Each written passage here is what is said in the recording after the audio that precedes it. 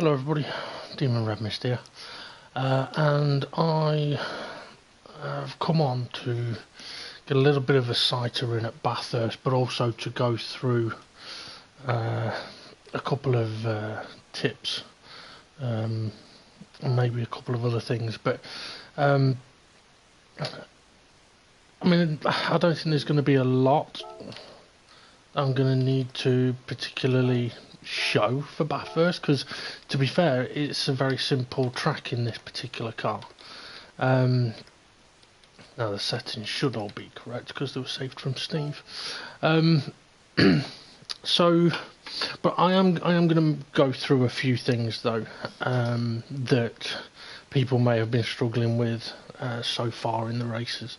And then once I've finished doing a bit of practice, I may have a look at having a quick blast in the Group 2 Nissan, which has been chosen for the next championship, and it's been announced already because it costs 800,000, so giving the drivers time to save up the money. Got to say that it's a brilliant car. Right then,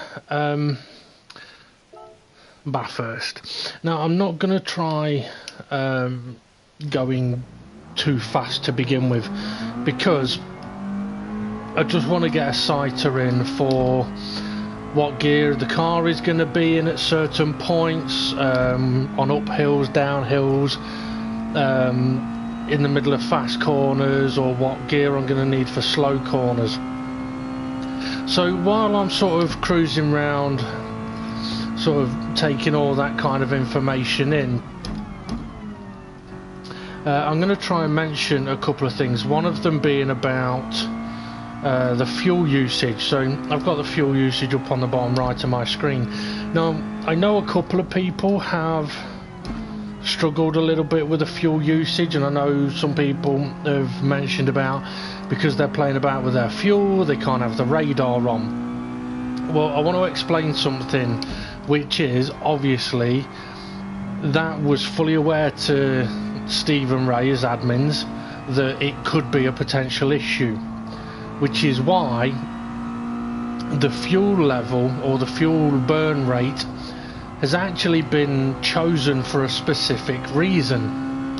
That reason being that at pretty much most tracks you should be able to leave it on its most powerful fuel mixture, number one, and do a two-stop race and never really have to touch your fuel mixture. So effectively you could do a two-stop race, keep your radar on, keep an eye on your fuel gauge that's on the dashboard at the bottom of the screen where my left hand is, and make sure that you pit before that goes empty. Now usually you do get a warning from the game. So like for example, if I'd done a number of laps already in a race, as I was coming through these corners, I'd usually get a warning once I'm down to about 1.3 of fuel, because you're going to use about 1.3, maybe 1.4 per lap. However, that may differ at longer tracks or faster tracks, or tracks where you're accelerating and braking a lot. So it's always worth finding out. I mean, to be fair, on here on the fuel gauge it does say laps remaining, so on that, when that says 1.0 laps remaining, then that's what it should be. But it would normally mean sort of like on one of the middle things. But like I said, you can do a two-stop race and never have to touch the fuel mixture. If you decide to try and do a one-stop race, you will have to do lots and lots and lots of fuel saving, and there's a couple of ways that you can do that. One of them is to turn the engine down on slower parts of the track and only turn it up to 1 on the faster parts of the track. Problem with doing that though is you don't get to keep your radar on. Now if you happen to have a crash, having the excuse of, well, I didn't know it was there because I was playing about with the fuel, I didn't have the radar on. Tough shit, it's your own fault, I'm afraid, as far as I'm concerned. Because even without the radar on, you should hopefully still be aware enough that this car's going to be around you. Although I did get caught out with that at Spa, but I wasn't playing with fuel. So yeah, so if you're going to one stopper, you're going to have to do a hell of a lot of fuel saving. So one way is by turning the engine down. Well, there's three ways of doing it actually. So turn the engine down. Another way is to short shift, so don't let the revs get anywhere near the end of the rev gauge in every single gear. That will save you a bit of fuel. I just thought there's another way as well. You can lift and coast, so lift off the throttle, coast for a while, and then brake, and that'll also save you fuel. It also can make braking quite easy to do, but if you haven't practiced it, you could easily find yourself braking way too late. Another way to do it is when you're going down the gears is don't do that. If you downshift too quickly and you're bouncing off the limiters, you're burning fuel. You're also potentially locking up your rear tyres, but you're burning fuel and you don't need to. So you can simply save fuel by not letting the gear top out like this. I'm now wasting fuel. And when you hit the brakes, don't go down and hit the rev limiters. You can brake, wait, and then shift without getting anywhere near the red line. That'll save you fuel. But what I would say is the benefit of doing a one stop, which is not having to pit twice, is negated to a degree with being able to just ignore your fuel, run the higher engine mode all the time, and do the extra pit stop. Because what it allows you to do, it opens up when you can pit. So there is a bit more strategy to it, but also, as I know, at least one person got caught out in the last race with trying to get to 20 minutes into the race on their first stint and get to the end on the second. Unfortunately, Tyler, he'd only done 18 minutes on his first stint, and even if he'd managed to save fuel, it wouldn't have been enough, because the maximum you can, well, to get to 20 minutes you got to save a lot. So he's got to 18 minutes, and then that's effectively asking the fuel to do the next 22 minutes. That's tough going. Like, that's running a lean engine on all of the fast bits as well.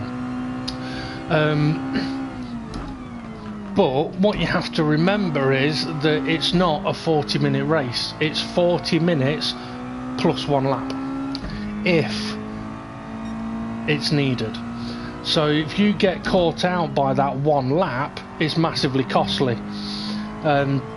So personally, I think going for a baseline 2 stops would be better, because it does allow you to just completely ignore what is happening with your fuel, so you can focus more on your radar. Now, one of the things when it comes to doing a bit of practice like this, now for example, I'm not really concentrating on what I'm doing or where I'm going. I am simply just driving around and letting my automatic sensors take me around the track while I see how many laps I'm going to get out of a full tank of fuel, and also what gear I'm in at certain points, because I may find that on certain uphill sections I may be better off wasting a bit of fuel and holding on to a gear rather than upshifting.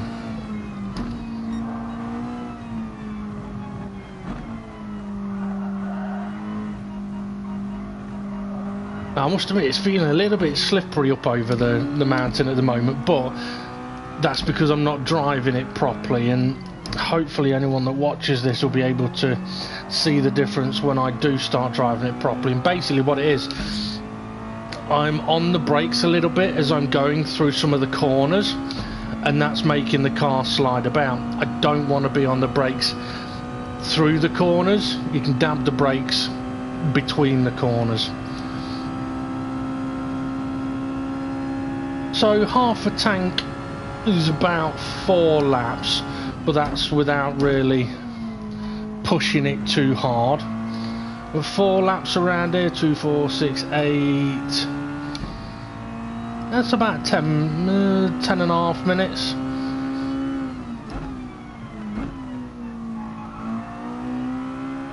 Yeah, so looking at this now then, so off the top of my head, if it's 10 and a half minutes, then potentially I could do another 4 laps, and that could equate to doing a 1-stop race. Now, if it's marginal on fuel and I would have to save fuel, it may not be worth doing it. However, if I could, say, get to do enough laps so that on a time I'm at about 13 to 15 minutes and I'm comfortable on the fuel without ever having to play about with it, then I know that a 2-stop is comfortable, and that also then allows me to think, okay, well, what condition are the tyres in? Because the tyres at the moment don't need changing. Now, they might not last the whole 40 minutes, but if I change the tyres at the first pit stop and don't change them at the second, that'd save me some time on that second pit stop, but it'd cost me on the first one. Or I could save some time on the first pit stop and have fresher tyres at the second pit stop. I'm on the brakes because I went in too quick because I was talking. I had to really get that slowed down then. Yep. Definitely not getting that right at the moment. I'm going in there way too hot. But you'll notice, I mean, even though I'm going in there way too hot, I'm not looking at what lap times I'm doing. I'm not really bothered about that. I'm not trying to go really fast. I'm just trying to get used to the track, get used to the car, find out where the car's struggling, find out where I'm struggling, and see if where I'm struggling is what is causing the car to struggle. Obviously as well, I'm focusing on braking points, what curbs can be touched, like that last one didn't want to be touched. It's like, don't touch me, fuck off.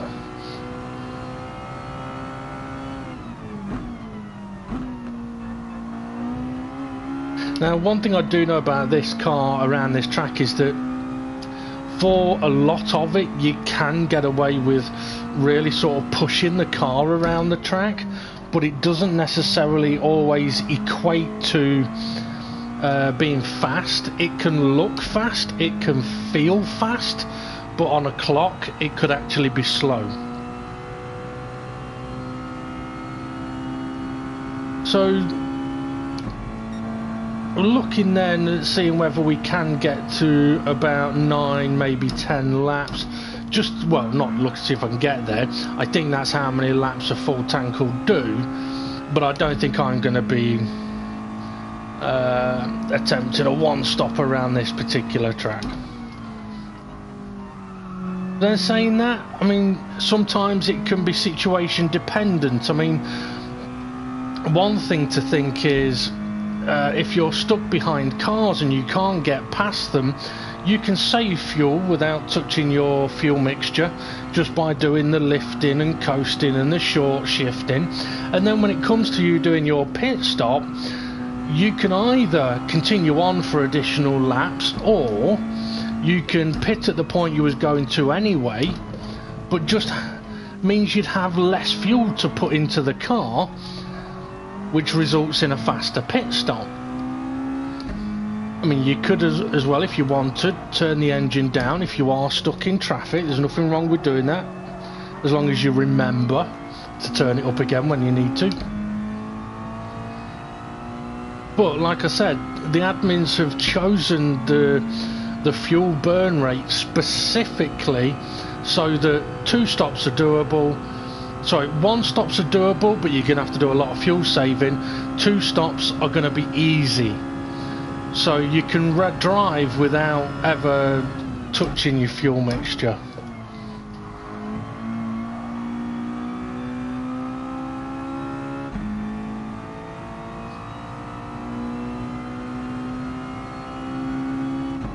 Right, start trying to concentrate a little bit more now in these last few laps and seeing where I may be able to pick up a little bit of time, see if there's anything different to do with the gears.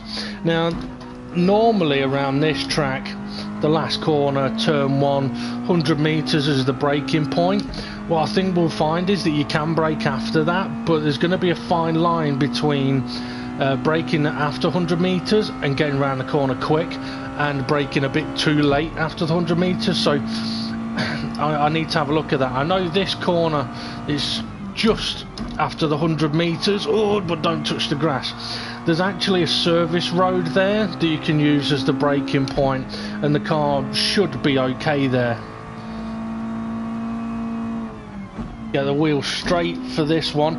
Now I'm trying second gear here to see what the acceleration's like. I'll also try it in third gear at some point, but I've not really been looking at it. I'm more listening to it, listening to how quickly it sounds like it's accelerating, and that's where it's letting me know if there's a few places that I need to have a look at.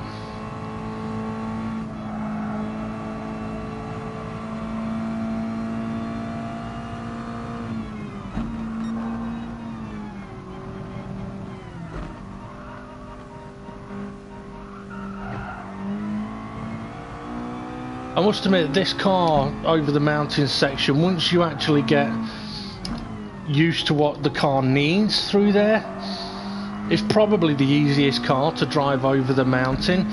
I mean, if you're getting sideways, out of shape, hitting walls, it's simply because you're going too fast, or you're braking at the wrong points and making the car unstable.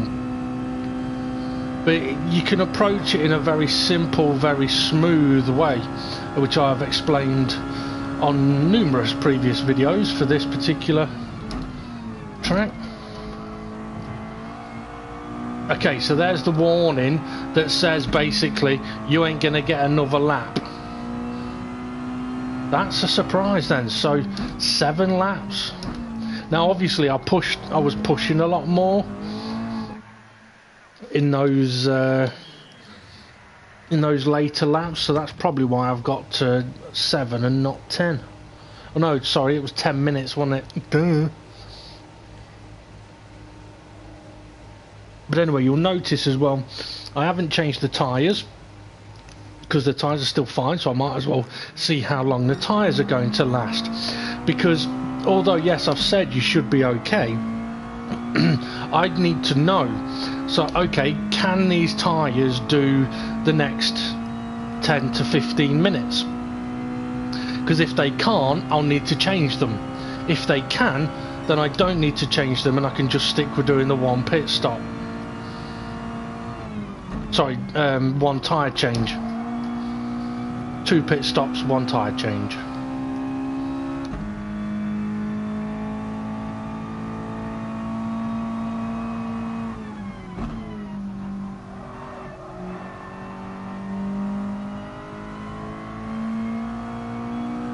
Now you see, even though that sounded slower to accelerate up the hill, I think you're actually looking at, if you look at the speedo, I think it was faster.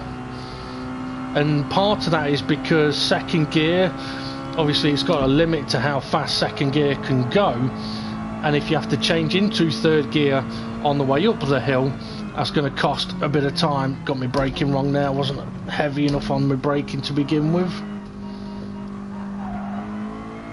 But yeah, get the right rhythm over the mountain and you'll find that actually you can go through there quite quick without being out of control.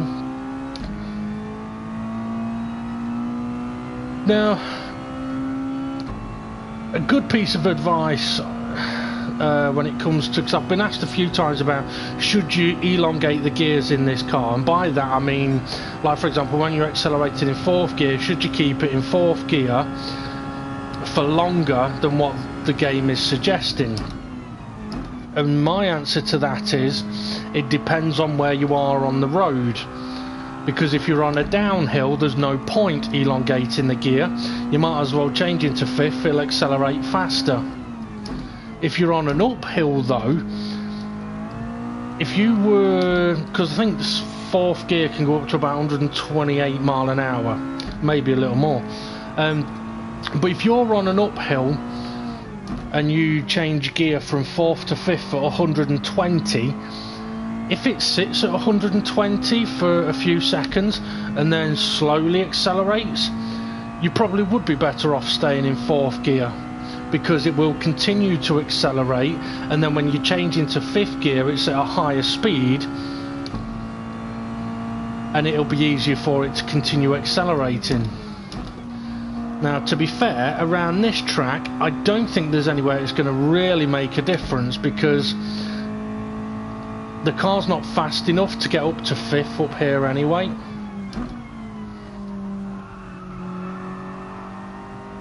But what I would say is I think most of the slow corners around here are going to be comfortably 3rd gear corners. If you're having to use 2nd, you're probably going in too quick or braking too late.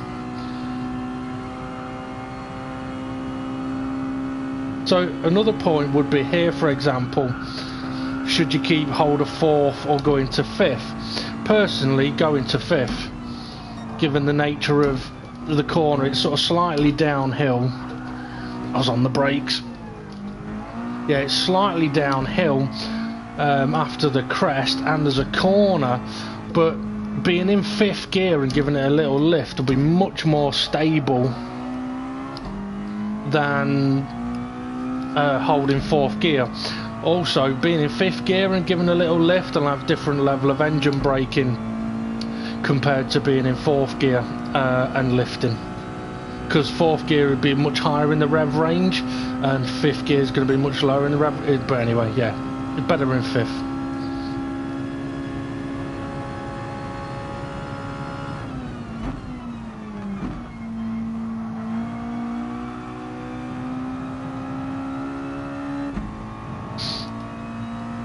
Okay, so on these laps I am going to try and push a little bit more, and by push a little bit more I don't mean brake later, I just mean overall drive faster.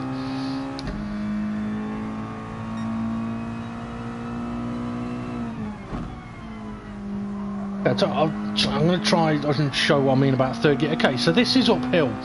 If I changed gear at 90 mile an hour, I'd accelerate at a certain rate, but it goes up to 3rd. Sorry, in 3rd, it only goes up to 97 mile an hour. Now, if I'd have changed up to 4th, the question is, would it have accelerated faster? There's only one way to find out, and on the next lap, we'll have a look. Now, obviously, I hit the limiter, but this is where it kind of... It can be a little bit tedious, but it's not like, well, by tedious what I mean is, if you think, oh, I've got to drive all the way back round the track to get to that point to try that, well, the trick is this is where you can go, well, I can try all these things at the same time, so am I better using 4th or 5th over the hill while coming up to it? So I'll find out, I'll use 5th. Much more stable. No twitching. Right, okay, I've been getting my braking wrong here. Let's brake hard this time. Oh, too hard. And I got sideways. Right, okay, so I need to brake a little gentler. I got through the corners. It wasn't as chaotic, but I did brake a little too hard. Do I need 3rd or 2nd here? Well, I can tell you now, it's faster in 3rd. And I will try and show that as well. Down the hill, don't need to elongate the gear, shift early, it'll accelerate nicely in 5th. It's going to struggle a little on this uphill bit, holds the 135 a little longer.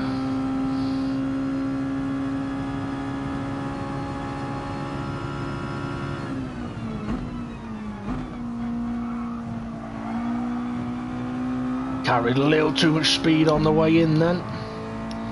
Again, down here, if I need to go to 5th, I can go to 5th. But, because the braking point is there, there's not really much point. I'm using 2nd gear through that corner. I don't want to be doing that. I need to try 3rd. Okay, so this time, what I'm going to do, now that I know that it goes to 97 mile an hour in 3rd gear, right, I'm going to change gear at 92 mile an hour. And I'm looking at how quickly 4th gear accelerates. It's literally like 1, 1, 1, 1, 1, 1, 1. So it accelerates quite alright in 4th gear. So now the question is, would it go from 92 to 96 in 4th faster than it can do it, sorry, in 3rd, faster than it can do it in 4th? So on the next lap, I will change. Well, I won't change gear at 92, and I'll see if it goes from 92 to 96 mile an hour faster than it did when I was in 4th. So this is what it boils down to when it comes to should I elongate a gear. In its simplest form, it's, well, on an uphill, which is going to be faster to keep your speed.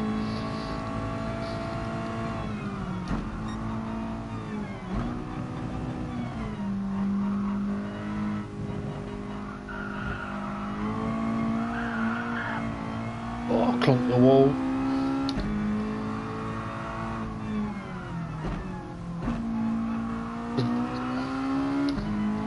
By taking that corner in 2nd gear, before I'm exiting the corner, I need to change to 3rd.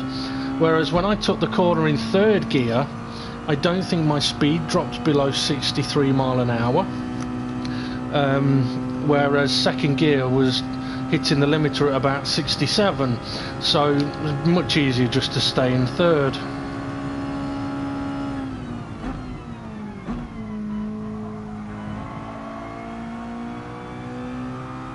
Right, let's get using 3rd gear in these last couple of corners. I must admit, I am used to using 2nd gear down here. It's the amount of downshifts I'm used to doing. It feels slow, but the speed through the corner is actually higher.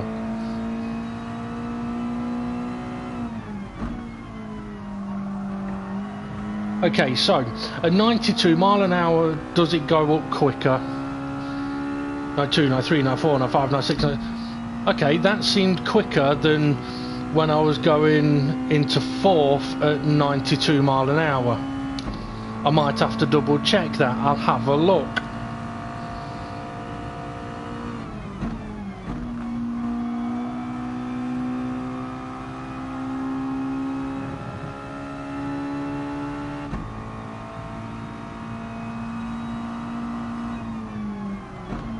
Too much steering angle. When I was slowing down, I had to wait before I could turn in. Now I'm slow up here because the speed dropped down to 58 mile an hour. 3rd gear struggled to pull me up the hill. Really, on that occasion, should have dropped it to 2nd.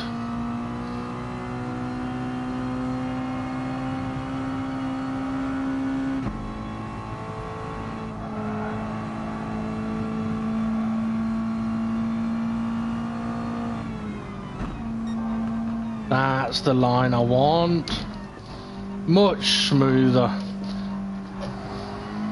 much faster, and that's all about the entry. Get the entry right, the rest can be right. Get the entry wrong, you're gonna be looking at walls.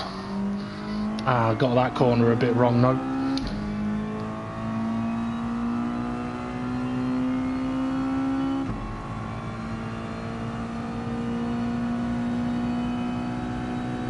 So looking at the tyres then, to be fair, the tyres are pretty good. With the lap fuel, I've probably only got a couple of laps of fuel remaining.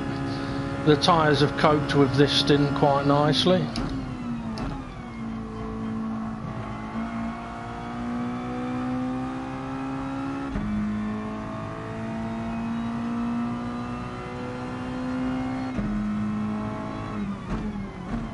Now you may notice there I went up to 5th gear very early. That was just to try something. If I'm used to going down 2 gears for that corner, is it going to be better for me to go down 2 gears? Oh, a bit wide. Okay, so this time going to change gear at 92 mile an hour. Let's see how quick 4th gear accelerates. Not as fast. So it doesn't accelerate as fast than 3rd on this particular uphill.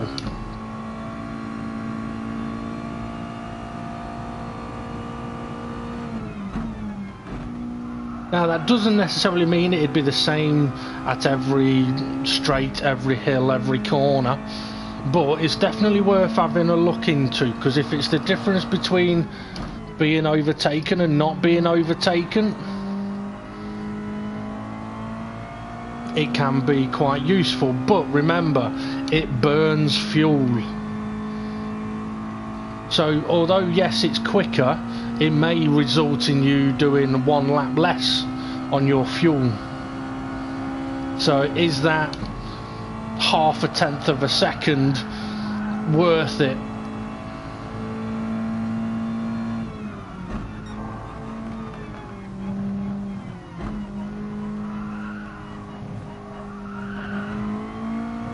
Oh, that was nice. Now you'll notice that through that I really gave the steering a good swing on like the last left and right, and that's about carrying speed through the corners and going quick through the corners. But one thing you might notice, I wasn't on the throttle, so I was attacking the track but not attacking the throttle.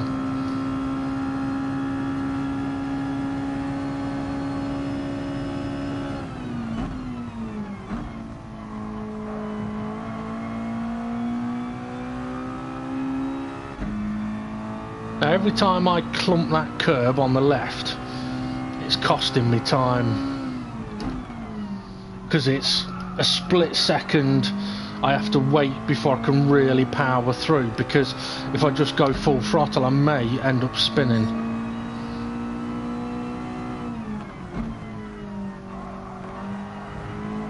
Okay, so I'm going to hold on to 3rd gear to 96 mile an hour.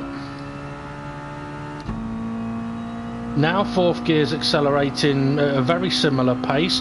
I could probably wait until the crest of the hill to change to 5th, because on the downhill it'll help 5th gear accelerate faster.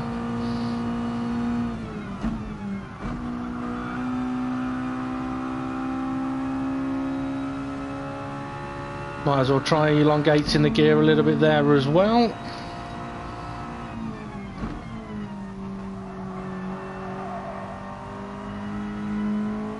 Now look how easily I made that corner then, and look at, feel free to rewind and look at how early I was full throttle with the car under full control, no understeer, no oversteer, no drama. It's all about how you drive it. So with this car, if you're having drama, I'm afraid to say you're causing it.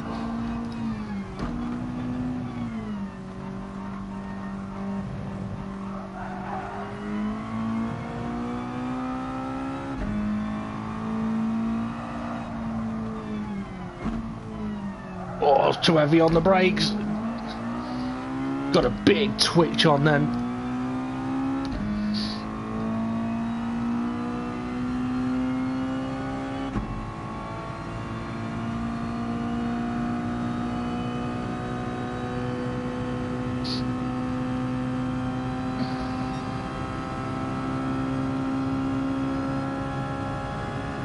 Keep wanting an extra gear there. I've hit the curb again. Right, I'm going to go into the pits in a moment, so I'm going to do effectively a qualifying simulation, but I want to just have a look at how many laps I was getting there. So 1, 2, 3, 4, 5, 6, so about 6 laps I'm getting to a tank of fuel, which is what, 2, 4, 6, 8, 10, 12, 20, 40, 13, 24. Yeah, so that's about 14 minutes. Now, if you did 14 minutes and 14 minutes in the race, that comes to 28 minutes. That leaves 12 minutes to do. Well, you can do 14 minutes on a full tank of fuel. 2-stop is a piece of piss around here. So, maybe it's worth not dicking about with the fuel. Excuse me. And instead, going for a 2-stop strategy. And being able to push whenever you want and pit whenever you want. Right, what I'm going to do here now is effectively a qualifying simulation.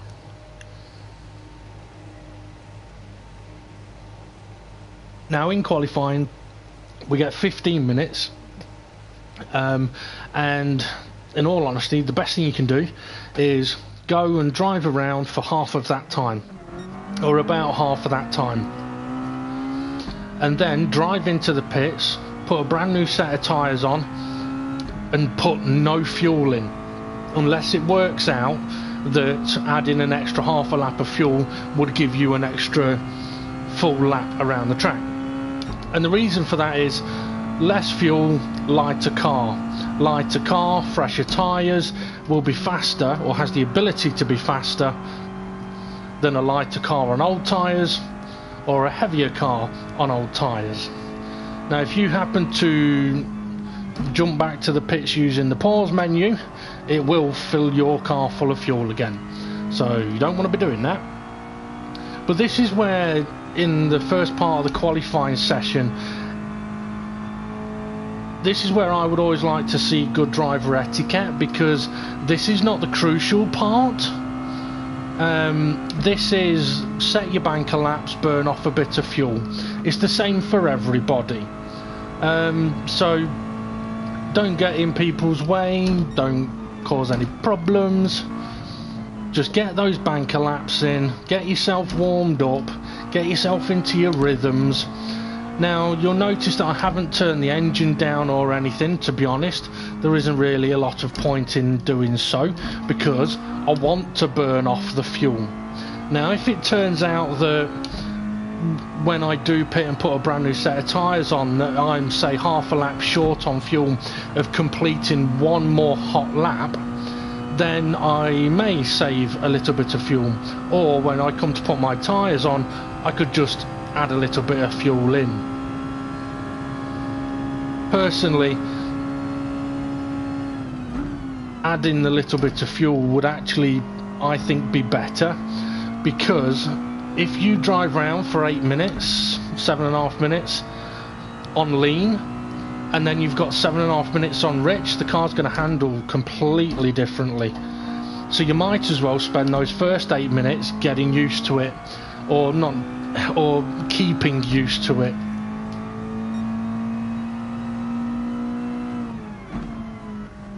Now, people may have heard me mention on videos before that there is a way to drive qualifying laps and there's a way to drive racing laps. On racing laps you have to be aware that everything you're doing is hurting your tyres and you might need them. Now in qualifying you don't really need them, so you can afford to push the level of grip that you've got. So you may take a few extra risks. You may brake a touch later in the odd corner to try and carry more speed in. Doesn't always work though, by the way. Or you may apply more steering angle to try and get around a corner faster, knowing that it's going to hurt the tyres and scrub the tyres, but knowing that it doesn't matter, you're not going to need them again. But what I will say is, when it comes to those last few hot laps, there's a fine line between pushing a little bit extra for a qualifying lap and pushing way too hard on one qualifying lap that your tyres just aren't quite there for the next one. And the reason that I say that is, at the first race of this season, I know myself and SGP, we both had very simple spins on our hot laps at the end. On our first hot lap, and the tyres were not good enough to give us another better lap time. So that one simple spin was enough to overcook the tyres a little bit. So yes, you can push it a little harder, you can push it a little more, but if you overdo it or you have a big off, you may just compromise your lap or laps.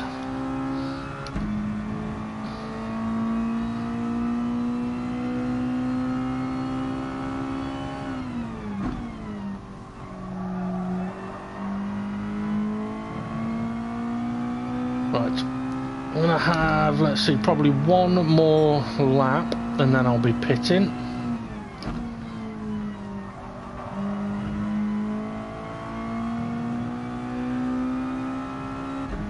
Now, something people may have heard me talk about before as well is about minimum corner speeds, and it's to do with how much you apply the brake, how much you slow the car down going into a corner. And the last corner and turn one are brilliant corners around this track to show about it. You can brake after the 100-meter marker board and make the corner, but you have to slow the car down so so aggressively that you can quite easily result in a low minimum speed in the middle of the corner. Whereas if you brake at the 100 and brake a lot less than braking late, your minimum speed has the opportunity of being much greater, which means you are faster in the corner, and that's where carrying speed into a corner comes from. Some people, unfortunately, here carry speed into the corner as go into the corner faster than you are doing, like flat out, rather than do what is necessary to be at a higher speed in control of the car around the corner. I'm actually on a semi-decent lap here, but I'm gonna need no, you know what, I am gonna finish this lap, or am I? Let's see, 2, 4. No, I'm not looking at the time because it's been about 7 minutes.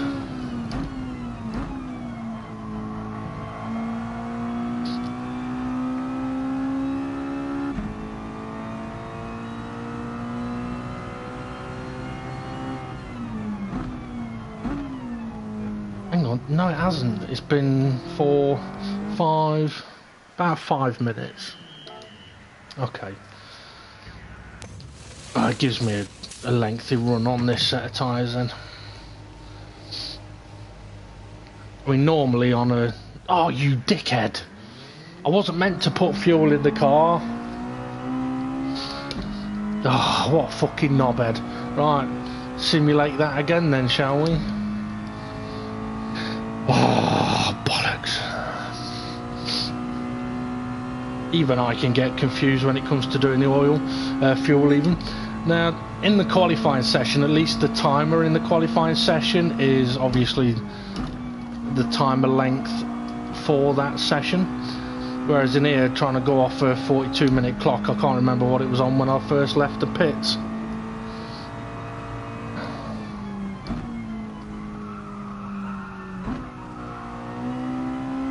It'll give me an opportunity to try and show what I was on about with the last couple of corners and the minimum apex speeds while I'm burning this fuel off again.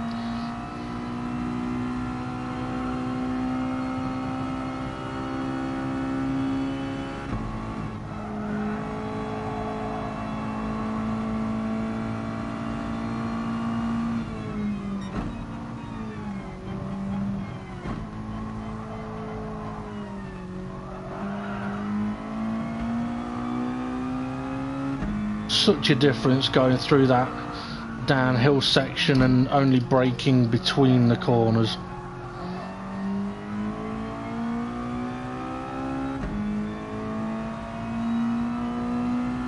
Okay, so what I'm going to do, excuse me, into the last corner and the first corner when I get to them, is I'm going to brake at about 75 meters right? And what I'm interested in is how hard I have to brake and what my minimum apex speed is. Now I might fuck up the corner while I'm trying to look at the speedo as I go round a corner.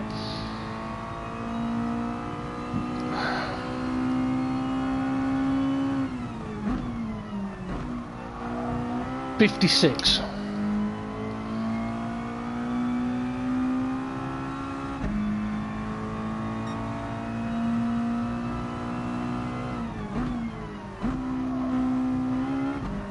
.60.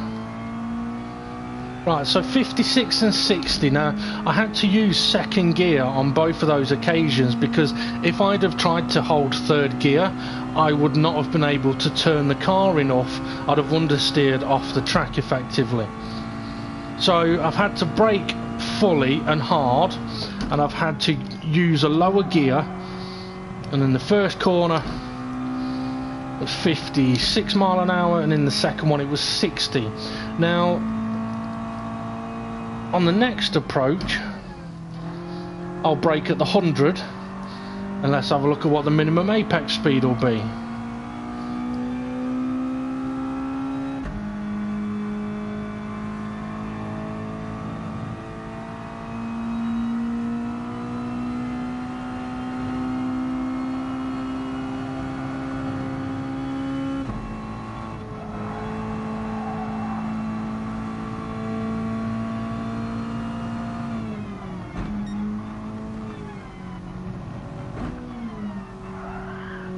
Ooh, turned in while I was still on the brakes and with a downshift.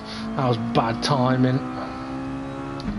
So yeah, it'd be very easy for me to go, oh, fucking hell, the cars all over the place. No, I'm putting it all over the place.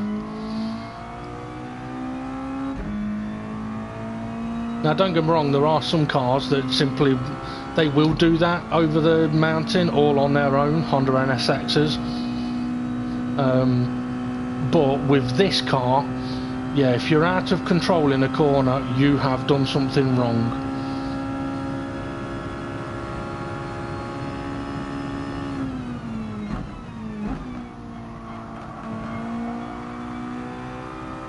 Okay, so I'm going to brake at 100 meters. And let's see what the braking difference is and the minimum speed difference is.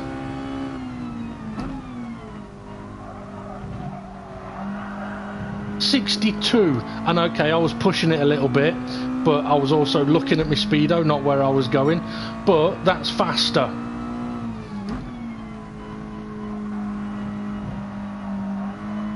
.65. So yeah, you tell me which is faster, braking late or braking early.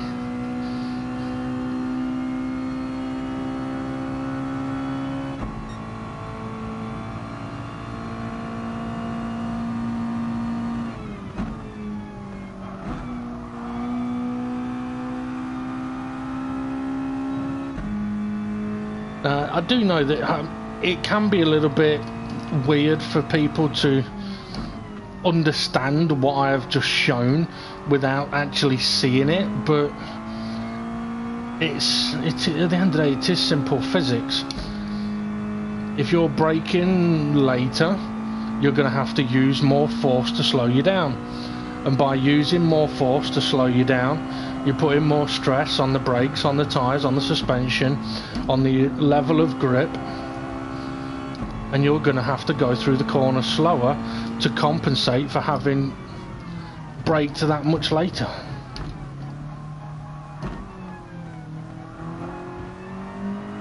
And if you're in the middle of the corner going slower, you're going to be coming out of the corner slower.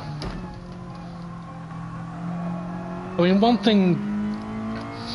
one way that I work out whether how I'm driving is of a benefit to me or not compared to other people is when we're doing test races, I do keep the radar on, and if people are behind me, right behind me, I keep an eye on where their blue triangle is on the radar, and I look at, okay, do they catch me up on the way into the corner?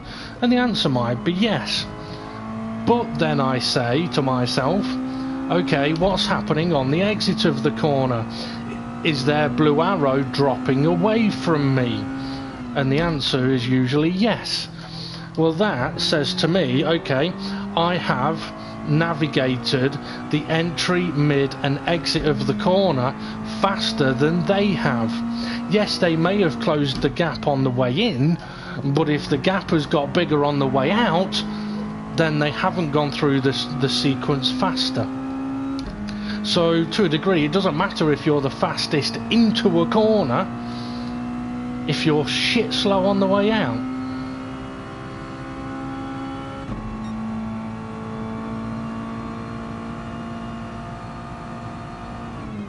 Right, I need to remember to pit at the end of this lap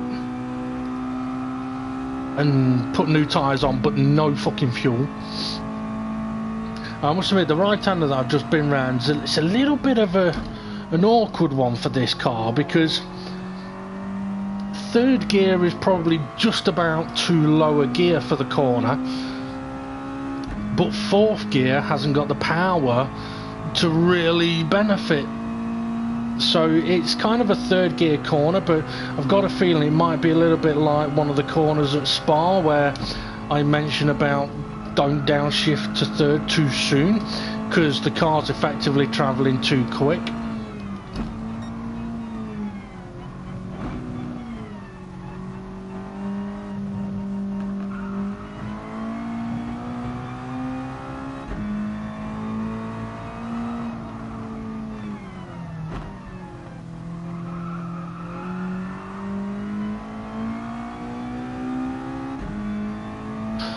Okay, so what I'm going to do, as I mentioned, is I'm going to pit, I'm going to put on some fresh tyres, and then I'm really going to try and push the limits and see what kind of lap time I can get. So at the moment, we're just learning the track and the car and burning fuel. I'm on a 220.258. Now, it is highly possible that in attempting to push and go faster, I could make myself go slower. That is always a possibility.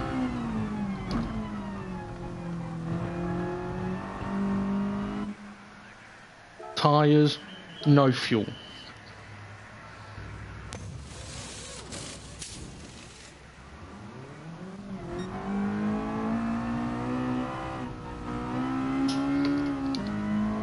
Okay. So I'm gonna have, what, about 3 laps, 3 timed laps maybe here. Although I left the pits on 42 minutes, it's now 52 minutes, so that's taken 10 minutes. So I'm only, I would only be able to get 2 laps in. So if this was an actual qualifying session, I wouldn't have done the 3rd lap on the previous run. I would have pitted before that to give myself the extra lap on lower fuel with fresher tyres. Now on the out lap, I'm not going to be pushing the car too hard, but at the same time I do not want to go too slow. If you go too slow, the tyres lose their temperature, and then when you get to your first few big braking points, your car's not going to want to stop properly. So the aim here is to still go quickly, but try and not damage the tyres.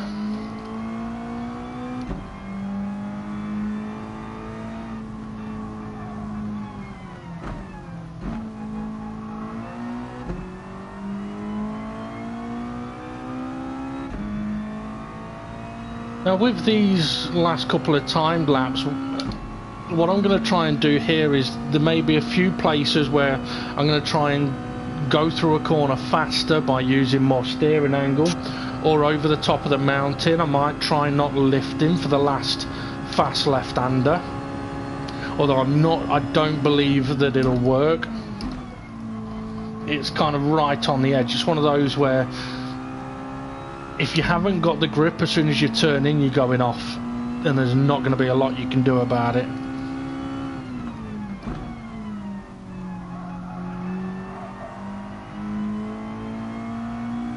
Now I have gone through that corner a little bit slow just because I wanted to avoid the curb, to focus on trying to get a smooth exit rather than a fast exit.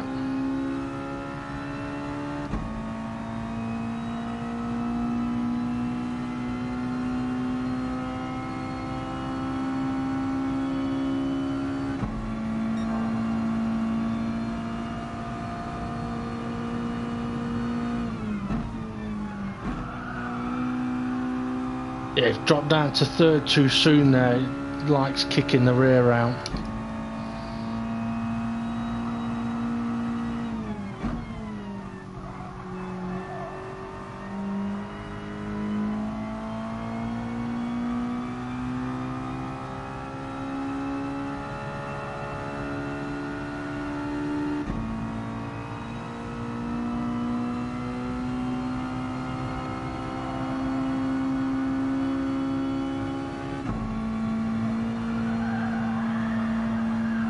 Okay, so it is doable flat out, but I would not be doing that in the race, because it would only take a couple of occasions for it to absolutely destroy the tyres.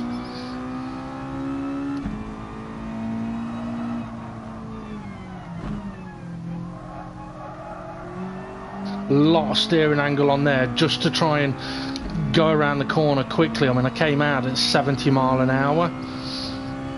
But again, if I was doing that in the race, can't do that every single lap. It will just destroy the tyres.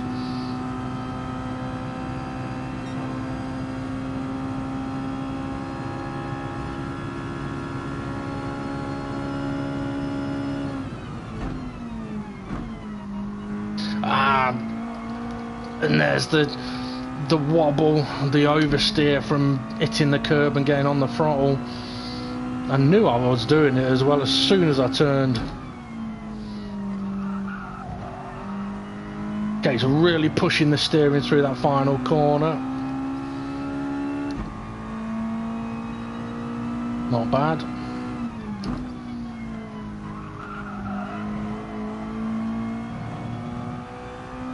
So yeah, so I'm driving in a way now that, oh, I shouldn't have shifted then, that is not good for the tyres in a race.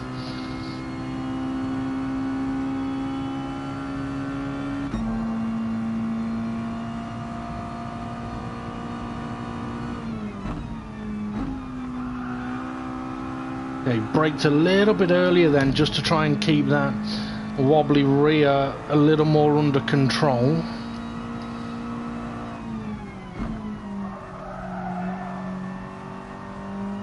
Took too much speed off there.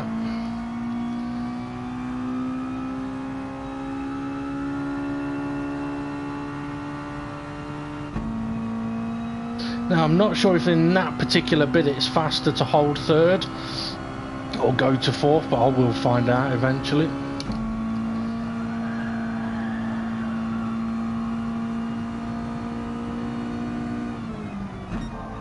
Ball came in there a little too hot. That's going to have cost me. So even though I came into the corners quick, it's cost me there. I couldn't get on the power. And now I'm wide here. So now the tyres are hurting. A lot slower out of that corner. So the hole from the top of the mountain to that corner exit compromised by going into the downhill section too fast. And I won't have enough fuel for one more lap.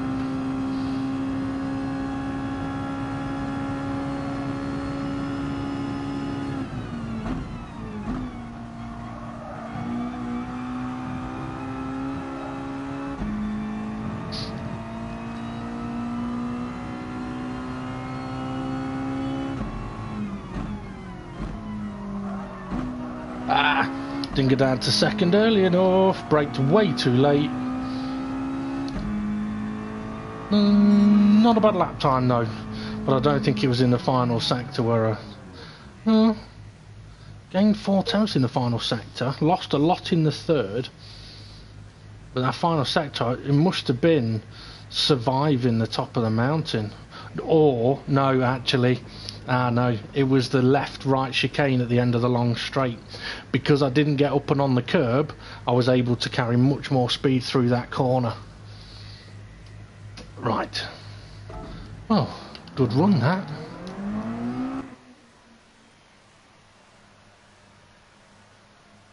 Well, hopefully I've covered a few things that might help a few people out there.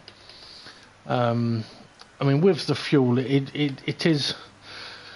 I know it can seem very confusing, and the temptation is there to play about with it a lot. But to be fair, it is set up in a way that you can literally just go for it and do 2 stops. Right. I'm going to reveal my new livery here, or the livery that I'm going to use on the Group 2. I'm going to go for a quick blast in this around here. So the livery that I am going to be using, unless I change my mind. It's a shame I can't see a side view.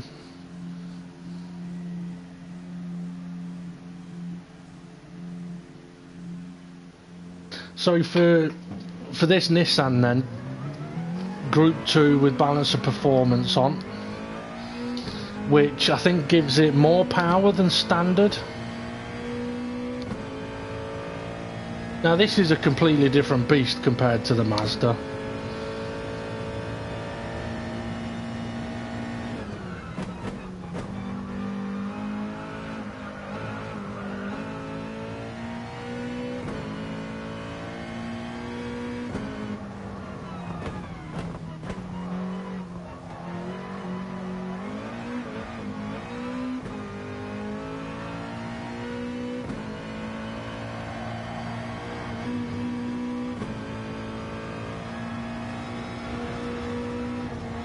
Struggled to see a bit of the track then with the bonnet bulge.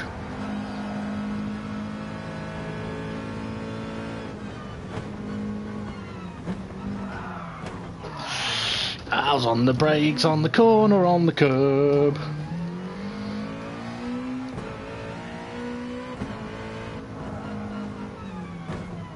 Now this car in general is going to handle majority of the time in a similar way to the Mazda. So stuff that you learn in the Mazda you can actually convert to this car, but because this car is bigger, heavier, more powerful, got more downforce, got more grip, does a higher speed, there are characteristics of this car that you won't experience in the Mazda.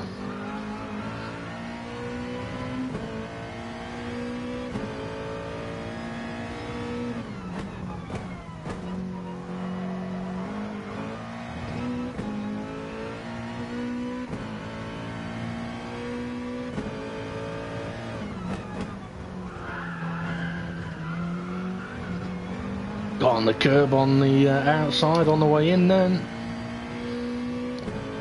So one of the characteristics of this car is that because it's got more power, even though the car is heavier, I don't have to worry about elongating any gears to keep the speed going. The car's got more than enough power just to blast through it. But because it's fast, the corners like this are much more tricky to A, get the car slowed down, and B, get the power down on the way up the hill.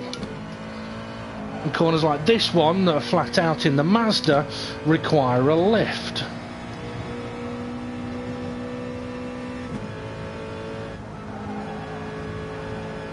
And the downhill section, the process is the same. Get the entry right, do the braking at the right point, do your downshifts at the right point, don't shit yourself there. Faster cars have to lift round that right hander to allow you to get on the brakes to make that left. So if you go full brakes towards that left hander, you're going to spin.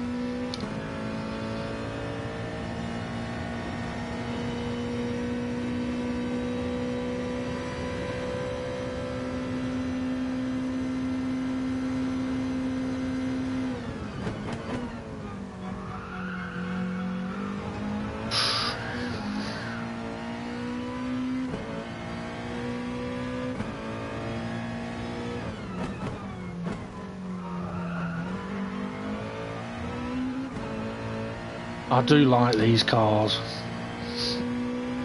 I must admit, on the BOP, well, with BOP on, is not the setting that I would have gone with, but I can understand why Steve and Ray have gone with it.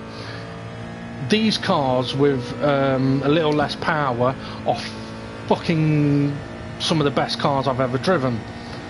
But on this level, they are a little edgier. Which means if you try and abuse it, it's gonna fucking smash you into a wall.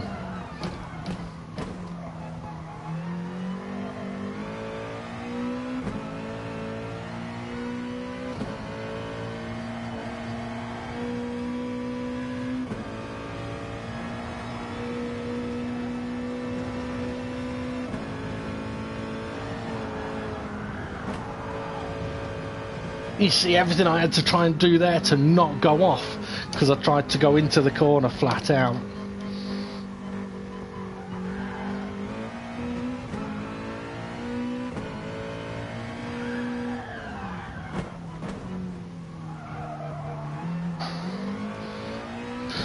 Now, I know some people may have got a bit bored with me having done drifting videos, but I've said it on some of my drift videos, and I'll definitely say it again now.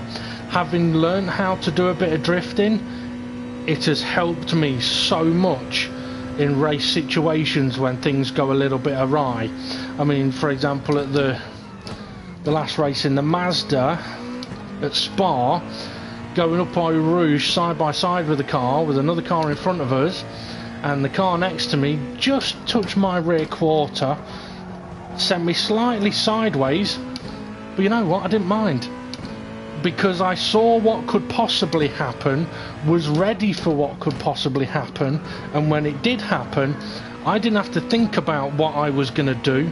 My body just did it and applied the opposite lock, had the car under control, and I was absolutely fine, stayed on the track, no dramas whatsoever.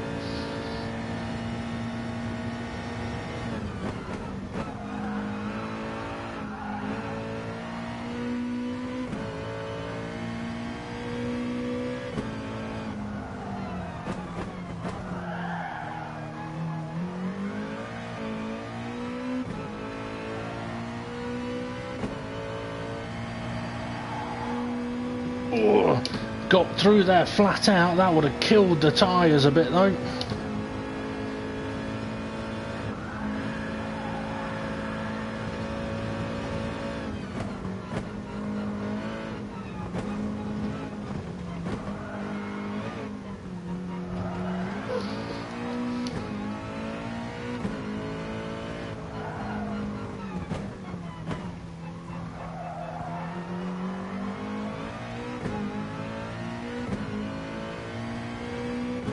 These are lovely cars to drive. It'll be interesting to see which tracks they pick for these cars.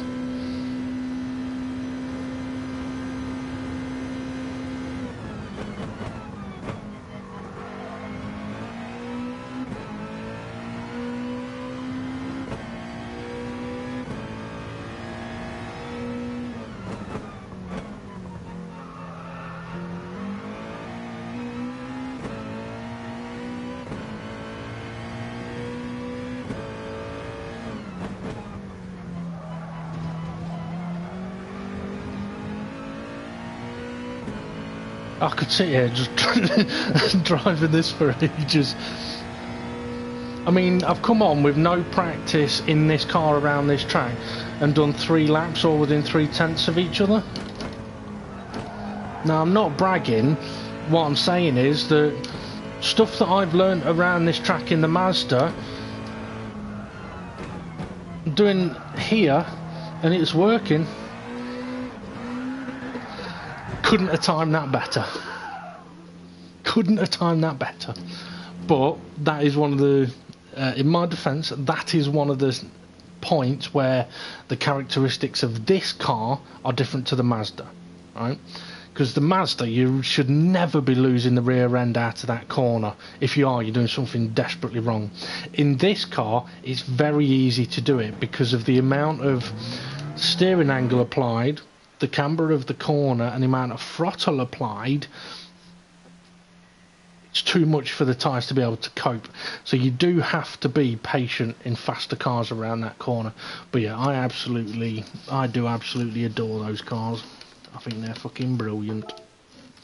Right, I am going to be ending shortly, but as I have been doing recently, I'm going to end, I think, on just having a bit of fun and doing a little bit of drifting in my my new drift car that I tried the other day.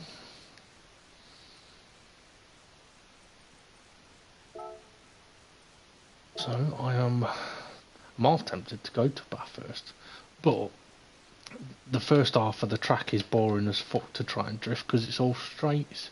Let's see, where shall we go? You know what? Oh no, no, it is Sardinia. No, not a rally track. Which was the? Was that one?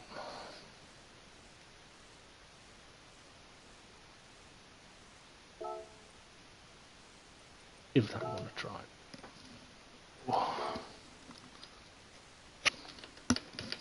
Oh, by the way, this Ferrari GTO 84, brilliant car. Cost 1.8 million. Fucking lovely car to drive.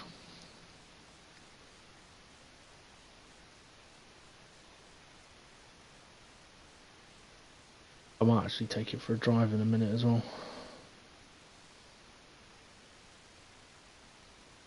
Drove it round Dragon Trail Seaside. Oh, yeah, brilliant car. Oh, got the drift set up on. I don't think I've tried drifting this track before.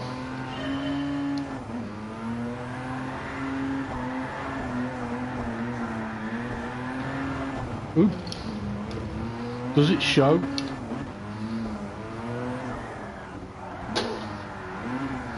Ooh, too fast.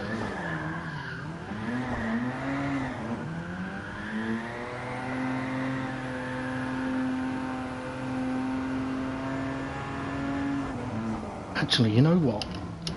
I'm going to do something that I wouldn't normally do if I'm going to be able to do it. I haven't got a lot of battery life. I'm going to try and record my hands as I am attempting to drift, so people can see exactly what it is that I am doing with my hands when I'm drifting. Oh. No, I need something heavy. Go. Oh, could use my coffee cup.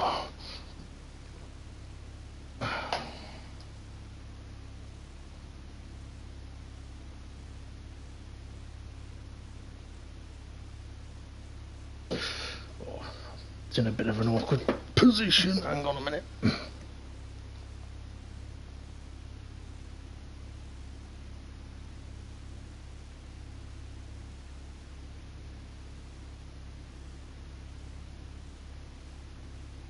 That wasn't quite heavy enough. That might do. Bottle of water. Yeah, that'll do. Oh, might even be able to. Oh, okay. Oh, fuck that. Well, I just turned round.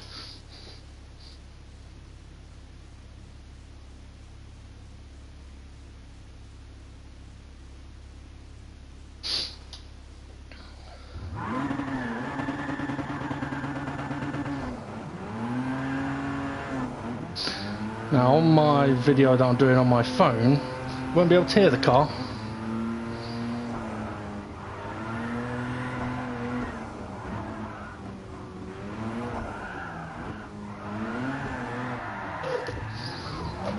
Ooh, got that wrong.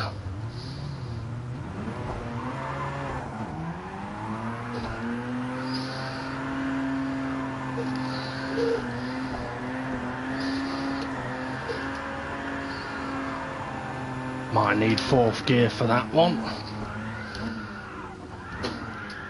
Too quick.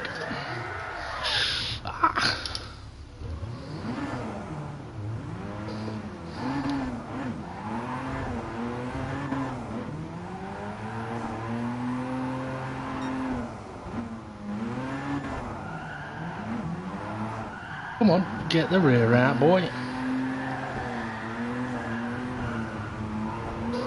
Hang on, that sounds a bit dodgy, that does. Get the rear out, boy.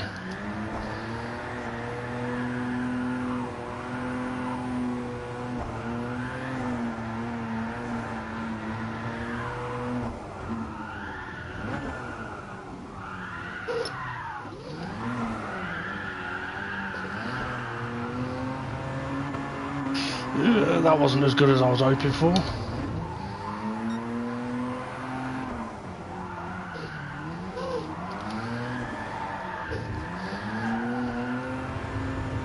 Oh, you fucker. Couldn't get the steering off quick enough.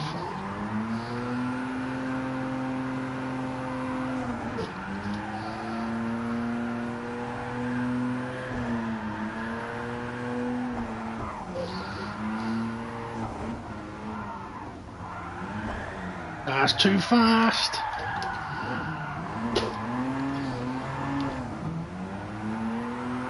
It's a tricky little track to try and drift this, because the corners don't quite flow for drifting.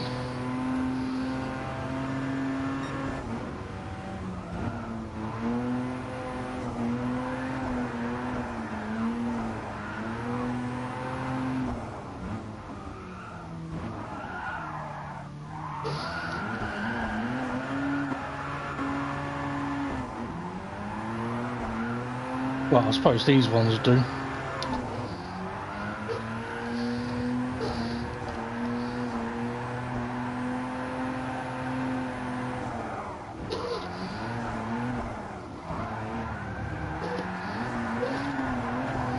Ah, took too much steering off.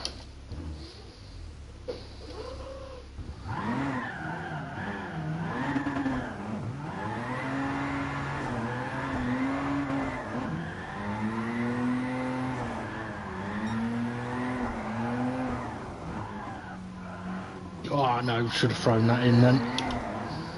No, no, come on Dave, what are you doing?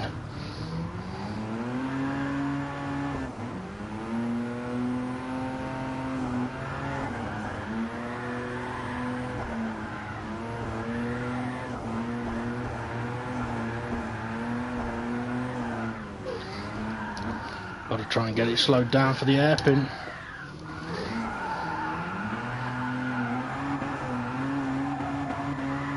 Not bad, wasn't quite right, but it was better than the previous attempt. Ooh, too much swing there.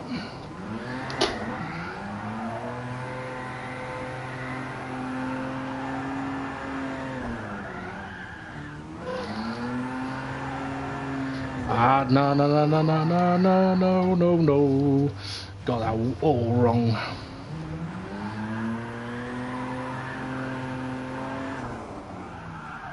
Right, I've been too fast in this corner the last few times, that's better.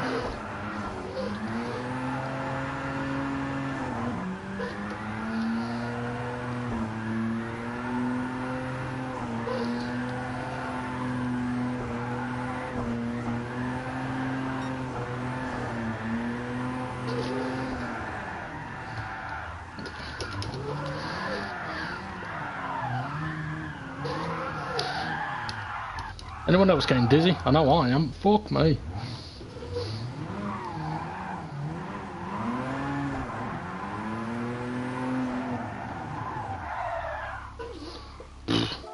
Well, that was a little bit mean. I'm going to go to another track in a sec.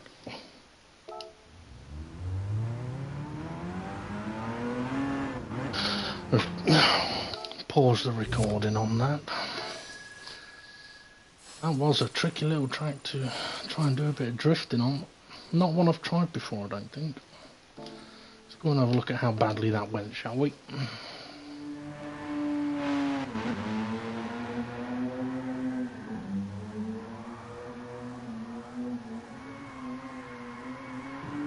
Yeah, that badly.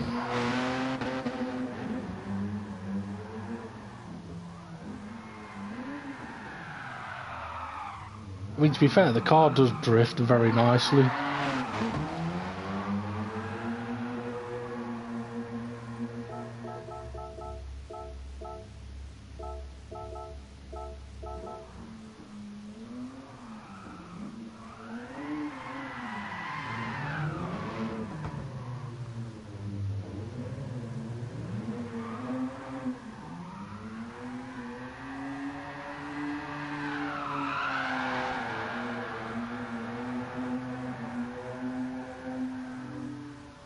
The thing is, it's from doing all of this kind of stuff though that has helped me out massively when it comes to racing. And I know a lot of people, they're like, oh well, I know that, but I'm not that interested in drifting, and I fully understand that. But if you're interested in racing, it's a very useful way of improving your racing ability.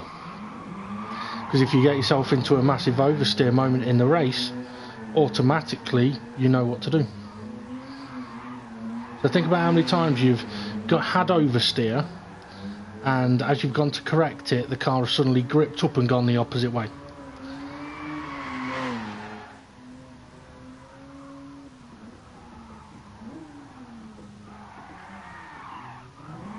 Well, way too quick for the hairpin there.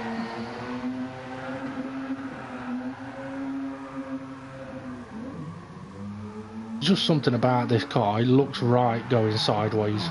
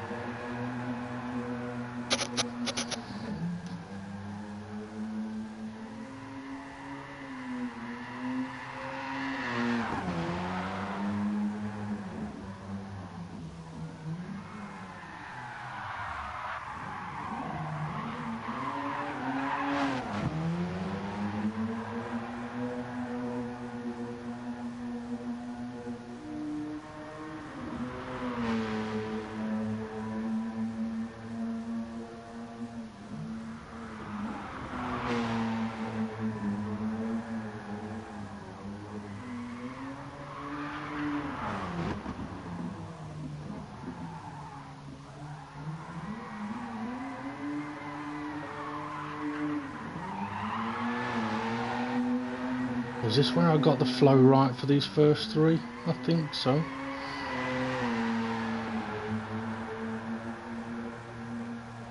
Yeah, and then I fuck it up on the next one, I think. Yeah, too much swing, touch of gravel.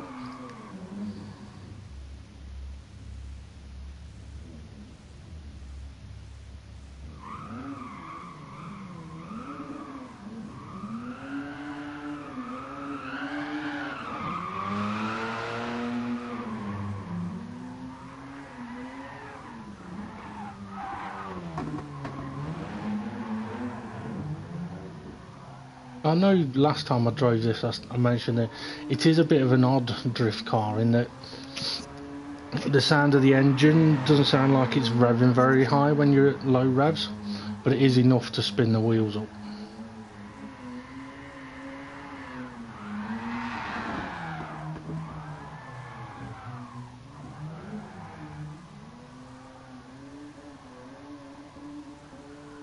I was about 10 metres too late on that drift then, or at least on slowing the car down for the drift.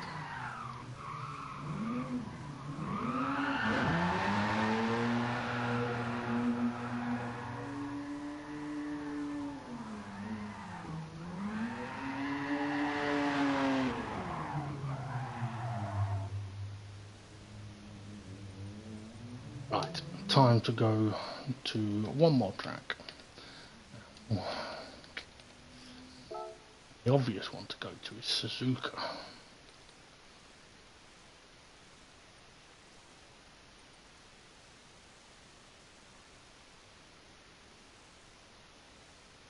Although, I wonder if it'll cope with Spain.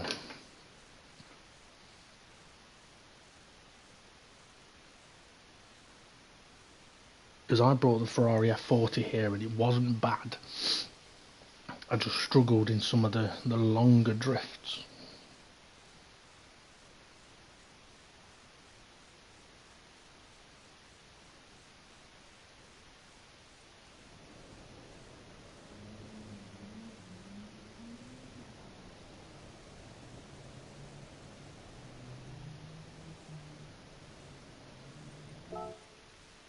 Right, still got the drift setting on.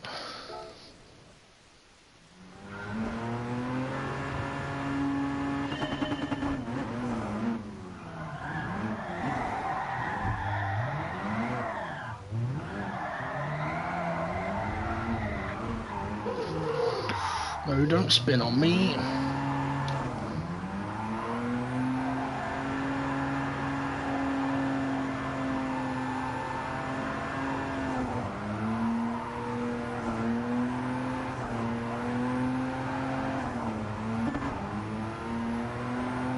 I managed to tap the handbrake then as I was spinning my hands around the wheel.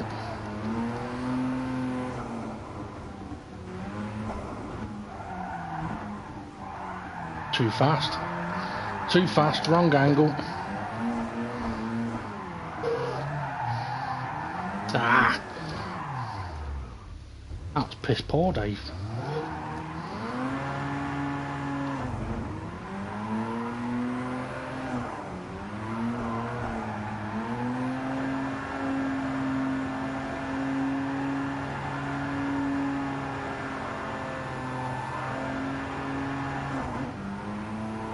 I think that'll be a fourth gear.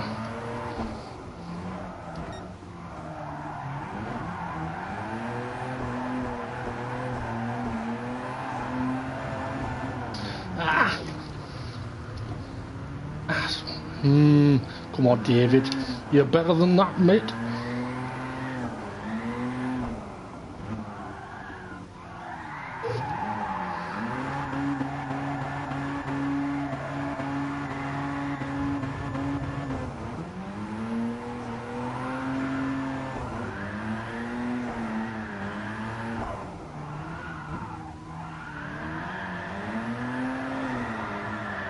No, you bitch.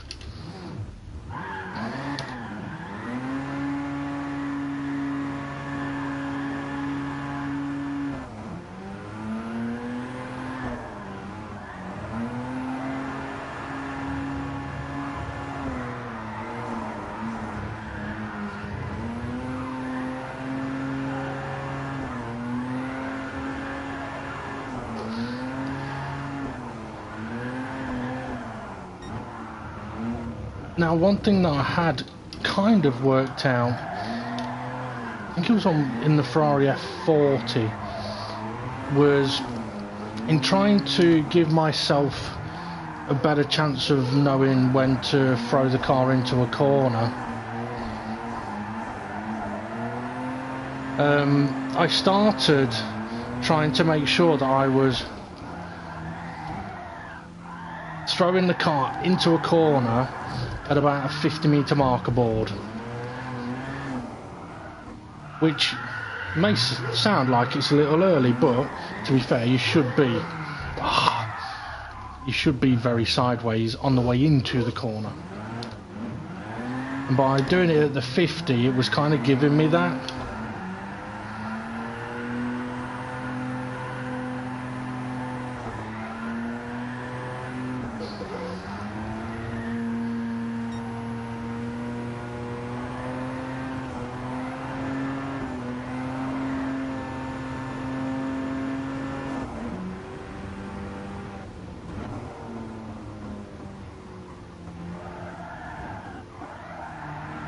Ah, too late.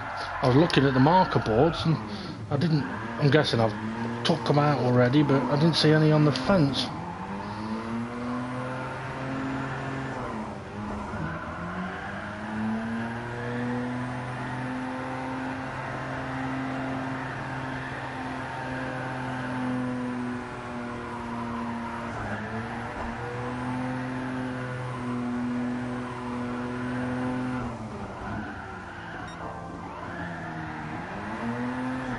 I think I needed second there.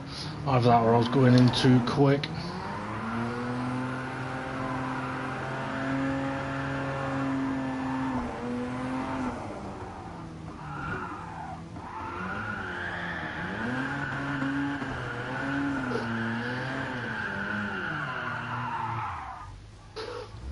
About halfway round then, I needed third gear. But with the wheel upside down, I weren't sure which was up and which was down. Oh, come on, you dickhead.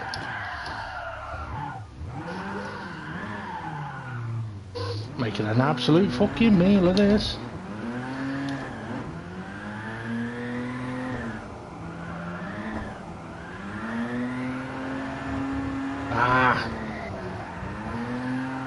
So this is reminding me a little bit of the first few times I drove the F40 round here, where I was able to do a few nice drifts.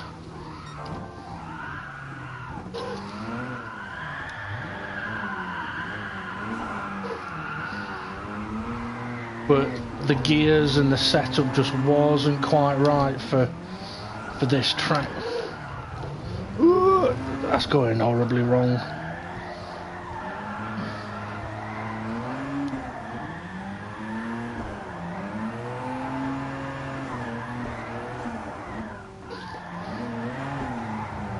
That's better.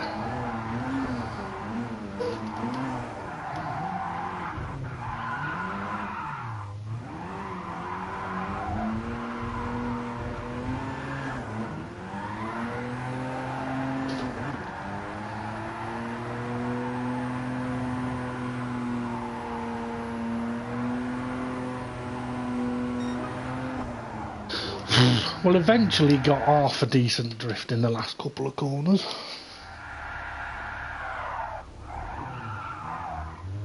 Now I am going to go to one more track, so I want to see if it's track dependent or me just being shit at the minute. But as always, I'm going to have a quick look at the replay.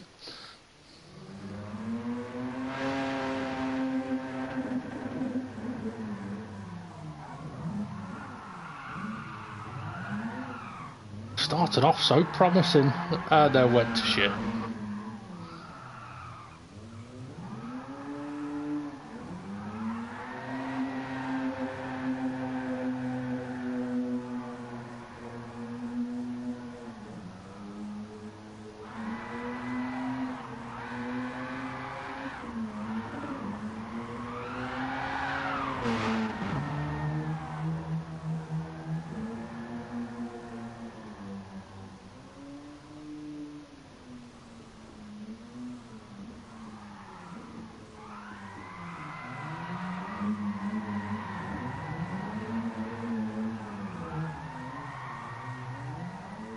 Yeah, that wasn't very good now, was it?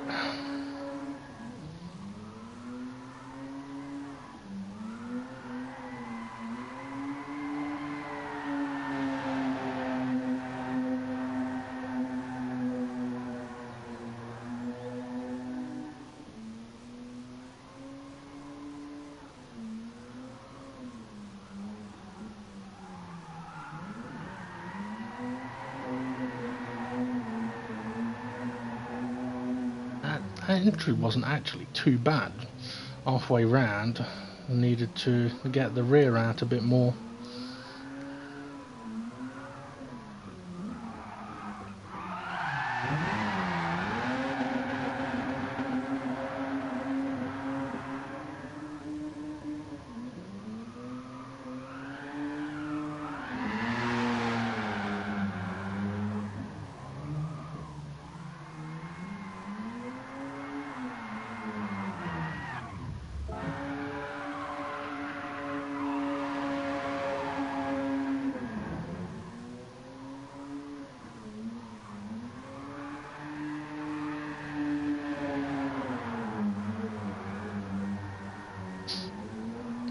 I've definitely done better, that's for certain.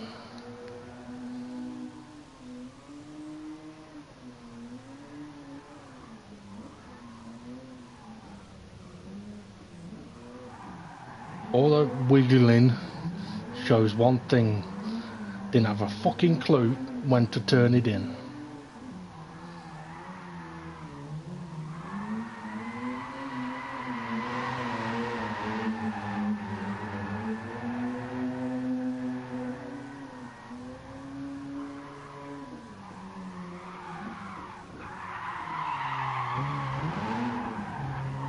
Oh dear.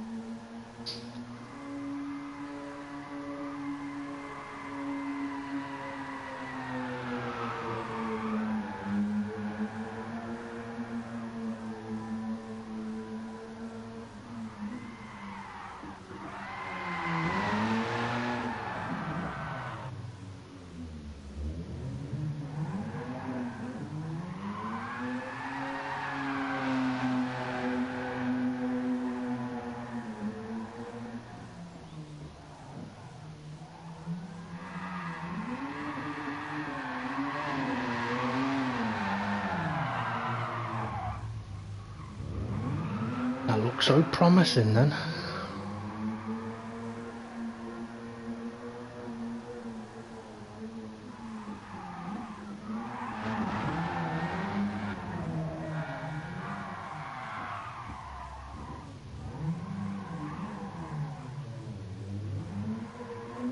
One thing from it though is you try something, you make mistakes, and the question is whether you learn from those mistakes.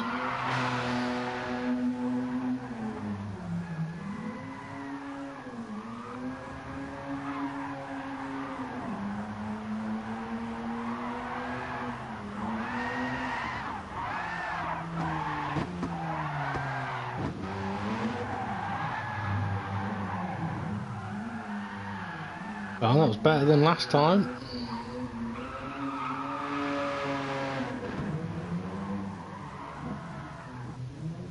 That isn't.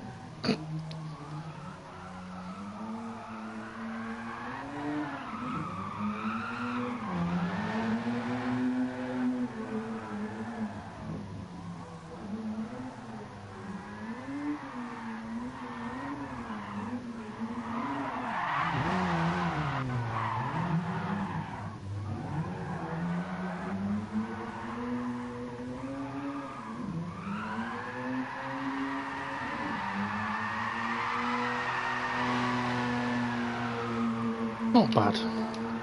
Not great, but not bad either. Right, this will be my last one. It'll be my last drifting anyway.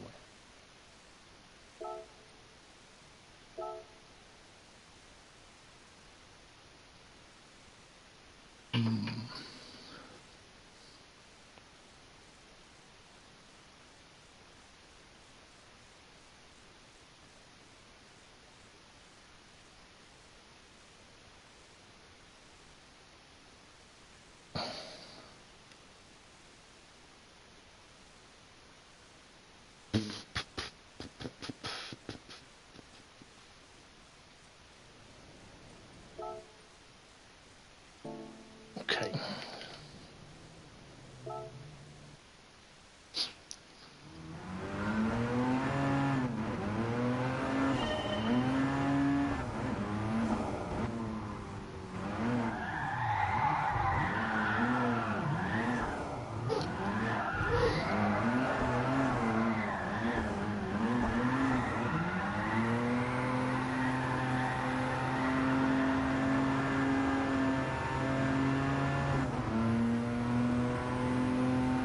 Now, as always, I need to make sure I don't take too much speed.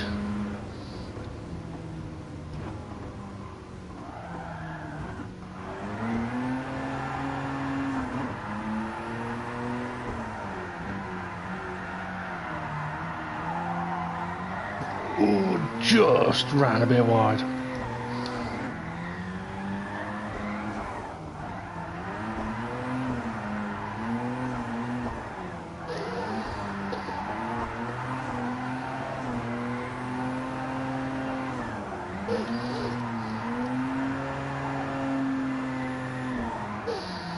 Gotta be careful here because it's gonna tighten, but don't spin it.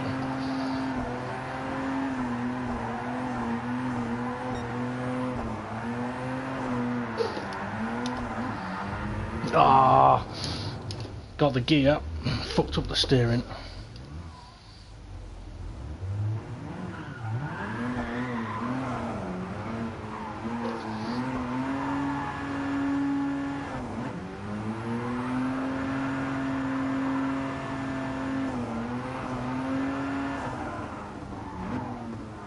I'm in the wrong position.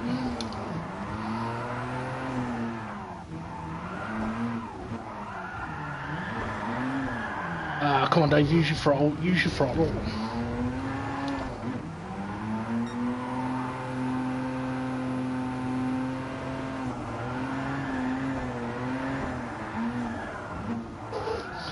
Oh no, got a wheel on the grass. Come on, you dick.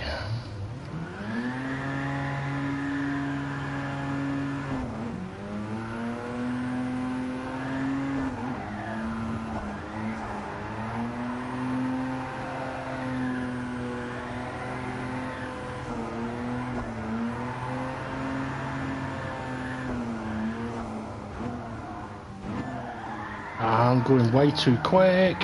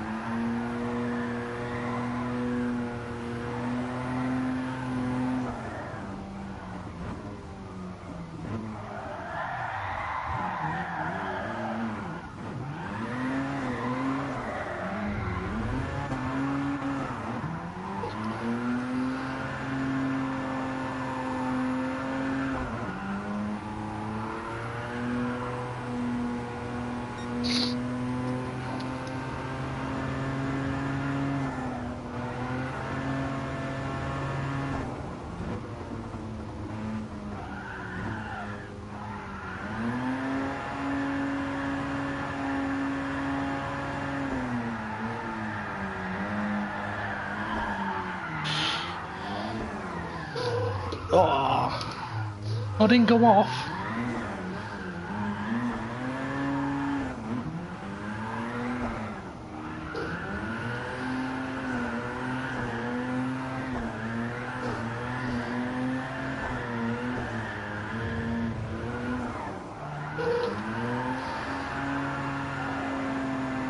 Oh, no, didn't come off the steering quick enough.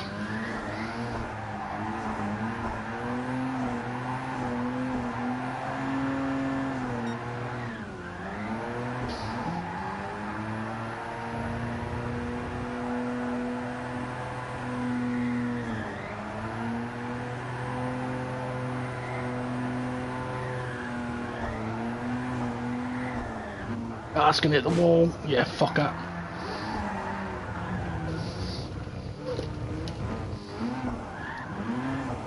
Totally fucked that up.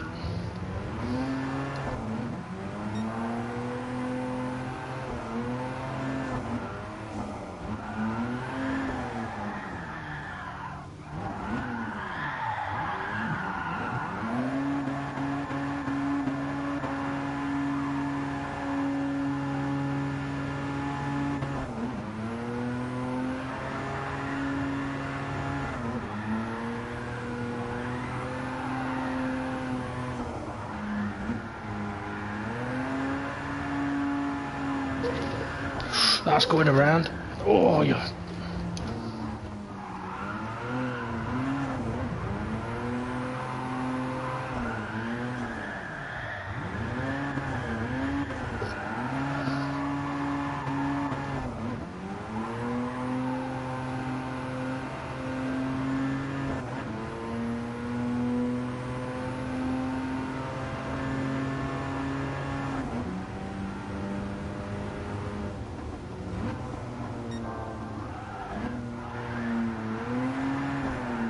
I was a bit late getting that turned in then. I was way beyond that 50-metre marker board.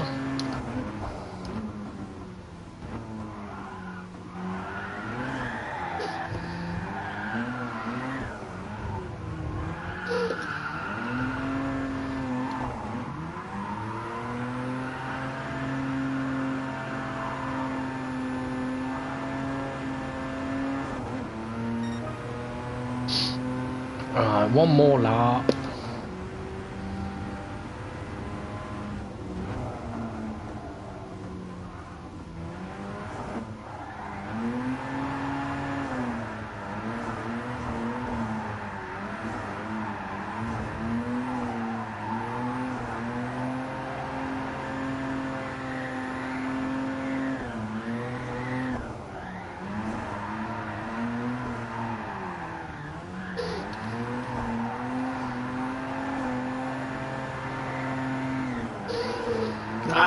Too much. I was going so well.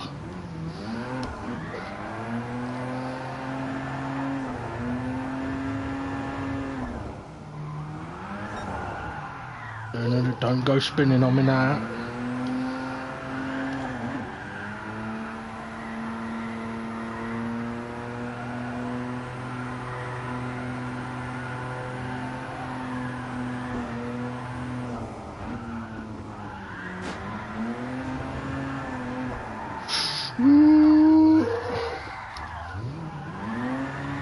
Shocker.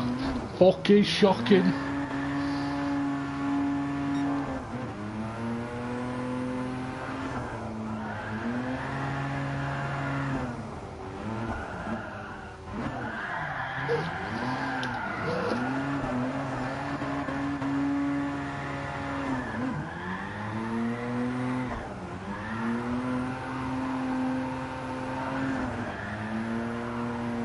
I think I changed up at the wrong point then.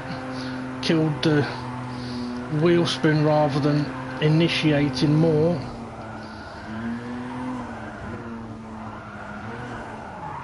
Oh no, that's wrong. Very wrong.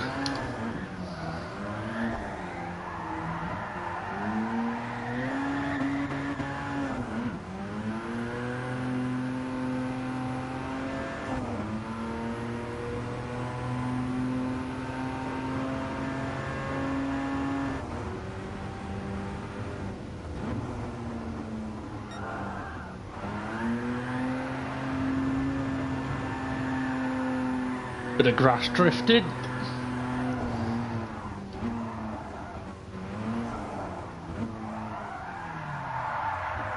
Ooh, bit of crashing.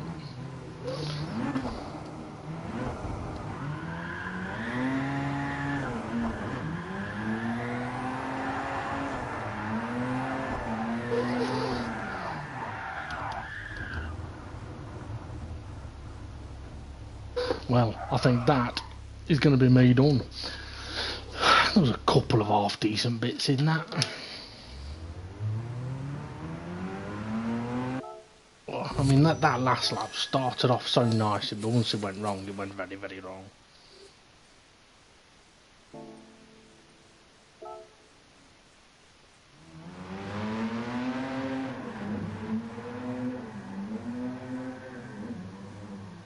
I must admit, I would love to have one of these cars. There's a few cars out there that I must do. Yeah, if I could get my hands on one, definitely.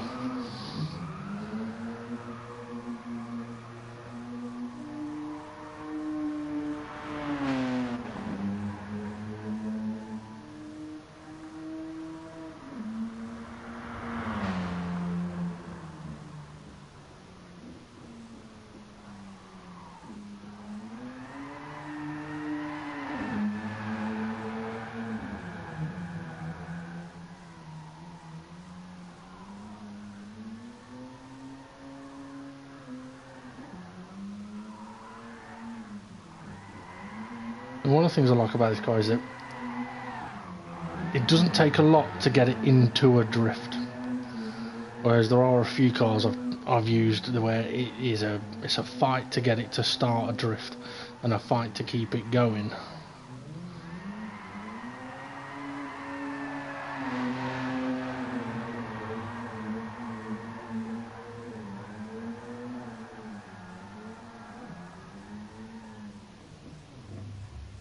Oh dear.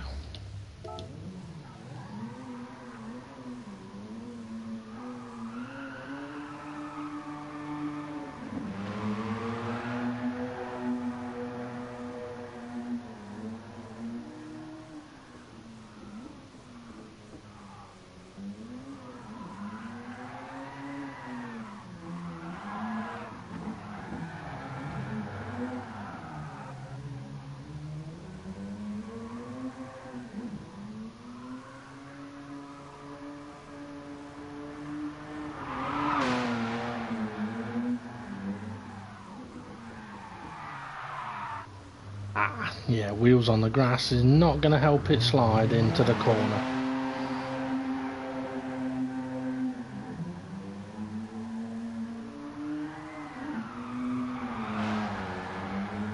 Oh, really, one of the things I should do with this car for drifting is check what the aero levels are on and take it off.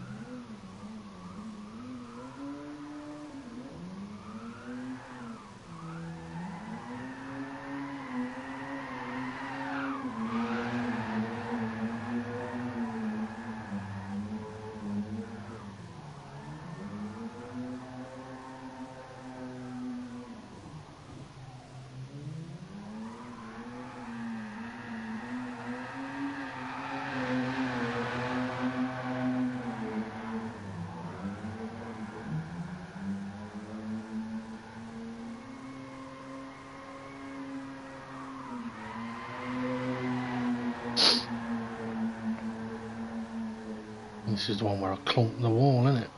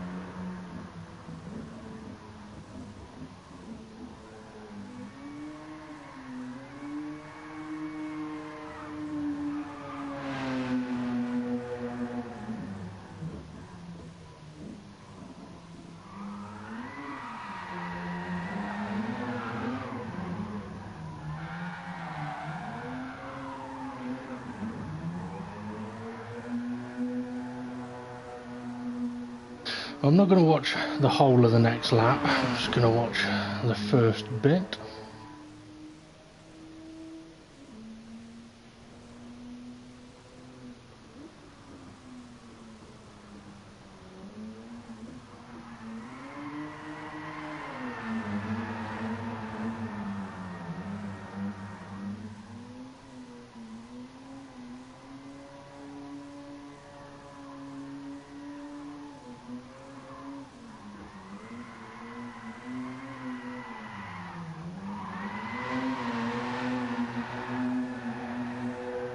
That was going ever so well.